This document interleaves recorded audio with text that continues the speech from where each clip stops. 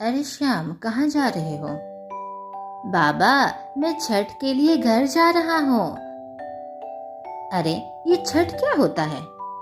बाबा, छठ एक महापर्व है जिसमें सूर्य भगवान की पूजा होती है और इसमें छठी मैया की भी पूजा करते हैं। पता है बाबा, यह पर्व 4 दिनों का होता है। पहले दिन नहाए खाए की जाती है। दूसरे दिन होता है खरना। उस दिन खीर और पूरी बनाई जाती है। तीसरे दिन में डूबते सूर्य को अर्घ्य दिया जाता है, जिसे संध्या अर्घ्य कहते हैं। और चौथे दिन सुबह उगते हुए सूर्य को जल दिया जाता है। अच्छा, समझा। ये वही छठी मैया का पर्व है ना, जिसमें सूप डोरा लेकर नदी के किनारे जाते हैं, जल अर्पित करते हैं भगवान सूर्य को। और इस पर्व में ठेकुआ भी बनाया जाता है। अरे हाँ बाबा, आपने बिल्कुल सही कहा। ठीक है बाबा, निकलता हूँ। मुझे रेलवे स्टेशन जाना है। 2 दिन तो मुझे घर जाने में लगेंगे। ठीक है बेटा, तुम्हारी यात्रा मंगलमय हो। हैप्पी छठ बेटा। वहीं दूसरी ओर श्याम के घर पर। अजी श्याम के बापू, इस बार छठ कैसे मनाएंगे? घर में कुछ भी नहीं है।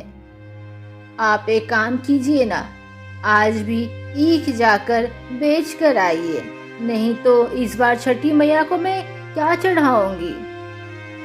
अरे भगवान, मैं इतने दिनों से इतनी मेहनत कर रहा हूँ, लेकिन क्या करूँ, मेरी एक ईख भी नहीं बिकती है। अजी, बहुत कम दिन बच गए हैं छठ आने का। मेरा बेटा तो 2-3 दिन में घर भी आ जाएगा। कुछ करिए ना, जाइए फिर से ईख बेच कर आइए। छठी मैया का कृपा रहा तो आपकी सारी ईख बिक जाएंगे। दूसरे दिन श्याम के पिताजी ढेर सारी ईख लेकर चले जाते हैं। ईख ले लो, ताजे ताजे ईख ले लो, मीठे मीठे ईख ले लो। ईख ले लो भैया, बहुत ही अच्छी और मीठी ईख है।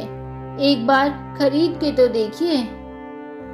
अरे नहीं नहीं, तुम्हारे दुकान से नहीं खरीदना। सामने वाले दुकान में तो बहुत ही अच्छे और बहुत ही मीठे ईख बिक रहे हैं।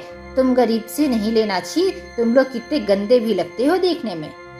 सामने तो मॉल है, उस मॉल में अंदर जाकर और तब ईख खरीद कर मजा आता है। मुझे तुम्हारे यहाँ से ईख नहीं खरीदना है।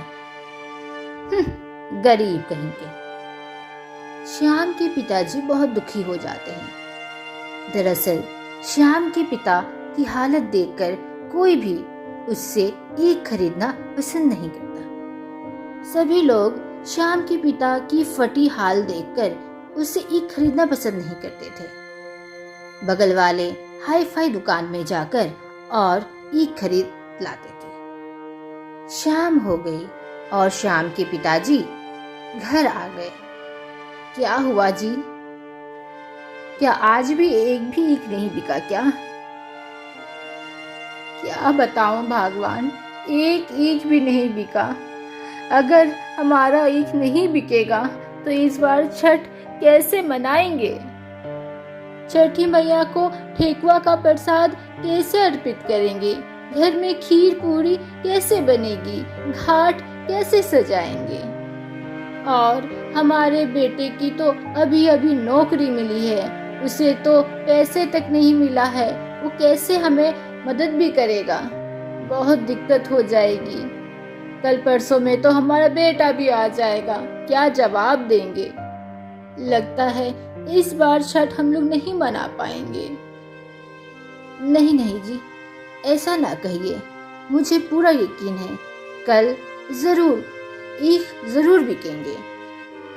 सुबह होते होते श्याम के पिताजी ईख लेकर चल पड़े बाजार की ओर। बाजार जाकर ईख ले लो, मीठे मीठे ईख ले लो, ईख ले लो, ऐसा कहते कहते शाम हो गई, परंतु फिर भी श्याम के पिताजी की एक भी ईख ना बिकी। वह बेचारा मायूस होकर घर आ ही रहा था, तभी रास्ते में एक बुढ़िया मिलती है। अरे यह क्या हुआ? यह बूढ़ी अम्मा तो नीचे गिरी पड़ी हुई है। लगता है यह बेहोश हो गई है। अरे मेरे पास तो पानी भी नहीं है, मैं क्या करूं? तभी श्याम की पिता ने तुरंत अपनी ईख तोड़ी और उसमें से रस निकालकर उस बूढ़ी अम्मा के मुंह में डाला। ईख का रस बूढ़ी अम्मा के मुख में जाते ही उन्हें होश आ गया। अरे बूढ़ी अम्मा, आप नीचे गिर गई थी, आखिर आपको क्या हुआ था? आप ठीक तो हैं? हाँ बेटा, अब मैं ठीक हूँ। तुम्हारा बहुत ही शुक्रिया, तुमने मेरी जान बचाई। मैं बेहोश हो गई थी, मुझे बहुत प्यास लगी थी। तुम्हारी गन्ने का रस पीकर मुझे होश आ गया। तुम बहुत ही भले मानुस हो। बेटा, मुझे बहुत भूख भी लगी है और मेरे घर में बहुत सारे मेरे बच्चे भी हैं, वो भी बहुत दिनों से कुछ नहीं खाए हैं। क्या तुम ये सारी अपनी ईख मुझे दे दोगे क्या? ठीक है माताजी, आप मेरे सारी ईख रख लीजिए। मुझसे ज्यादा जरूरत इन ईखों की आपको है। बेटा, मेरे पास तो तुम्हें देने के लिए कुछ नहीं है, लेकिन मेरे पास सिर्फ एक खाली टोकरी है, ये तुम रख लो। परंतु माँ, मैं इस खाली टोकरी का क्या करूँगा? लेकिन आप इतना प्रेम पूर्वक दे रहे हैं तो मैं इसे जरूर स्वीकार करूँगा। देखते ही देखते श्याम के पिताजी घर आ गए। उन्होंने सारी बातें अपनी धर्मपत्नी को बताई और सूप अपने कमरे में जाकर रख दिया। दूसरे दिन जब सुबह हुई तभी आवाज आती है, अरे श्याम के बापू, श्याम के बापू, जरा इधर तो आइए, यहाँ देखिए ये क्या है। अरे भगवान, क्या हुआ? क्यों चिल्ला रही हो? अरे यह देखिए, टोकरी में कितने ढेर सारे सोने के सिक्के पड़े हुए हैं। यह तो खाली टोकरी थी ना जो बूढ़ी अम्मा ने दिया था। अरे हाँ भगवान, लगता है भगवान वो साक्षात छठी मैया थी जिन्होंने हमें ये सारी चीजें दी है। जय हो छठी मैया। देखा भगवान, छठी मैया हम पर कितनी मेहरबान है। अब हम लोग बहुत अच्छे से धूमधाम से छठ का महापर्व मनाएंगे। उसी समय, माँ मैं आ गया, माँ मैं आ गया। श्याम के माता पिता श्याम को देखकर अत्यंत खुश हुए। फिर क्या था, दूसरे ही दिन नहाई खाए का त्योहार था। माँ, आज तो नहाई खाई है ना, आप नहाकर पूजा भी कर ली ना। ये देखिए मैंने आपके लिए क्या बनाया है। चावल, दाल, लौकी की सब्जी और साथ में मिर्च भी रखा है। आप यह भोजन ग्रहण कर लीजिए। श्याम की माता ने नहाई खाई का पर्व बहुत ही अच्छे से मनाया और साथ ही साथ उस दिन गेहूं भी दिया सूखने के लिए। दूसरे दिन सभी लोग बैठकर माता छठी की पूजा अर्चना किए और साथ ही साथ में खीर और रोटी प्रसाद में चढ़ाई गई छठी मैया को। देखते ही देखते संध्या अर्घ्य, जो कि तीसरा दिन होता है छठ का, वो भी आ गया। सभी लोग परिवार एकत्रित होकर घाट गए और घाट पर माता ने डूबते हुए सूर्य को अर्घ्य दिया।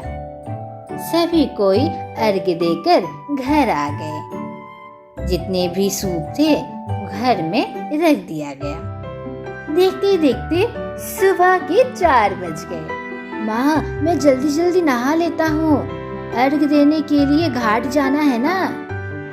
हाँ जाओ श्याम, बहुत ही लेट हो जाएगा, जल्दी जाकर स्नान कर लो और पिताजी को भी बोलो जल्दी जाकर वो भी नहा ले। सभी लोग तैयार होकर नदी के किनारे फिर जा पहुँचे और श्याम की माता ने फिर से उगते हुए सूर्य को अर्घ दिया और सादर प्रणाम सभी ने किया। इस तरह से श्याम और उसके सारे परिवार ने छठी मैया की पूजा की। तो एक बार फिर से सभी कोई मिलकर बोले जय छठी मैया।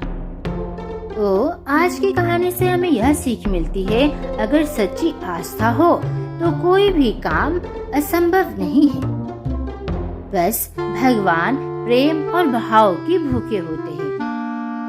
अभी के लिए हिंदी कार्टून कहानी में बस इतना ही। मिलते हैं फिर नेक्स्ट वीडियो में। Tata good bye.